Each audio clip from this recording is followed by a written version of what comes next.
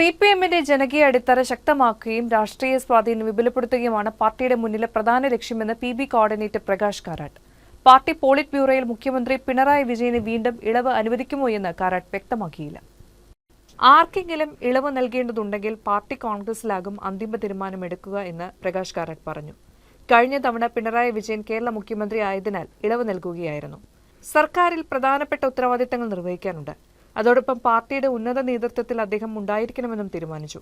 ഇത്തവണ പിണറായിക്ക് പ്രത്യേക ഇളവ് അനുവദിക്കണമെന്ന് പുതുതായി പരിശോധിക്കും. എന്തെങ്കിലും ഇളവ് നൽകുകയാണെങ്കിൽ മധുരയിൽ നടക്കുന്ന പാർട്ടി കോൺഗ്രസിൽ അക്കാര്യം തീരുമാനിക്കും. പാർട്ടി നേതൃകമ്മിറ്റിയിൽ നിന്നും പ്രായപരിധിയുടെ അടിസ്ഥാനത്തിൽ നേതാക്കളെ മാറ്റുന്നതിനെ പ്രകാശ് കാരാട്ട് ന്യായീകരിച്ചു. പാർട്ടി കമ്മിറ്റികളെക്കുറിച്ച് സിപിഎമ്മിന് വിശാലമായ നയമുണ്ട്. തുടർച്ചയ്ക്കും മാറ്റത്തിനുമിടയിൽ ഒരു സന്തുലിതാവസ്ഥ നിലനിർത്തുന്നു. എല്ലാ പാർട്ടി സമ്മേളനങ്ങളിലും പാർട്ടി കോൺഗ്രസുകളിലും ചില മുതിർന്ന ആളുകൾ സ്ഥാനമൊഴിയുന്നു.